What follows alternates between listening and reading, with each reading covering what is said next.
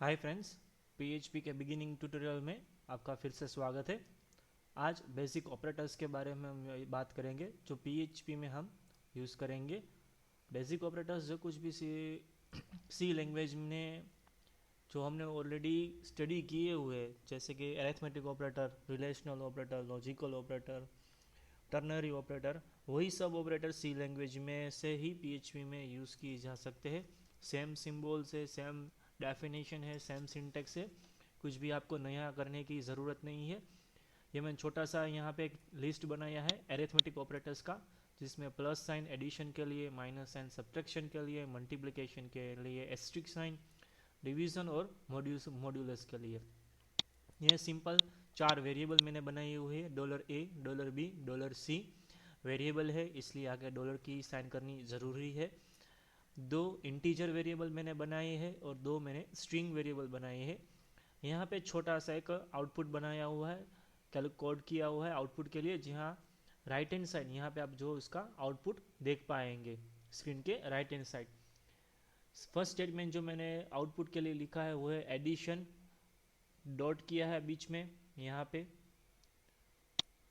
और बाद में लिखा है ब्रैकेट में $A प्लस $B। $A की वैल्यू जो कुछ भी है उसके साथ $B की वैल्यू ऐड होके यहाँ हमारे आउटपुट में हमें दिखाई देगी। यहाँ पे सब्ट्रैक्शन माइनस साइन का यूज़ किया है, यहाँ पे मल्टीप्लिकेशन एस्ट्रिक साइन से यूज़ किया के दिखा गया है।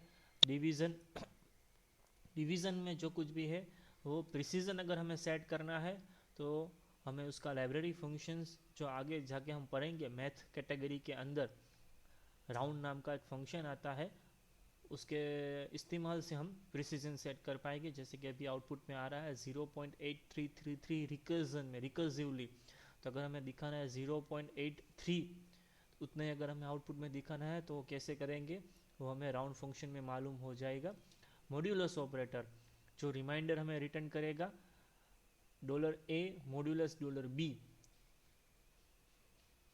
वहाँ पे आउटपुट में हमें दिखाई रहा है 5, जो एक्चुअली इनकरेक्ट आंसर है लॉजिकली हमें बात करते हो।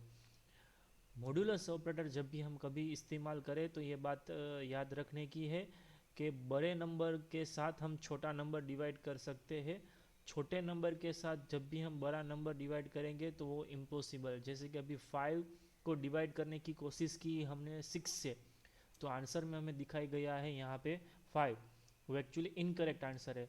अगर यहाँ पे मैंने b को a से मॉड्यूलस किया है, अगर मैंने 6 को 5 से डिवाइड करके यहाँ पे मैंने फिर से अगर रिफ्रेश किया है तो करेक्ट आंसर आएगा रिमाइंडर 1। तो ये बात याद रखने की है कि बड़े नंबर से ही मॉड्यूलस, हाँ सॉरी, छोटे नंबर से ही हमें डिवीज़न करना है।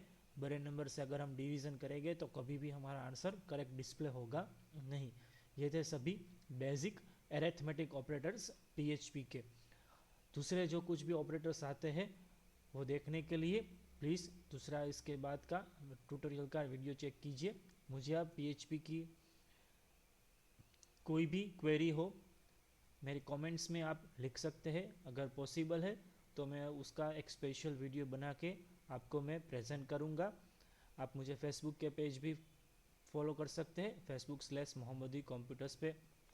Thank you.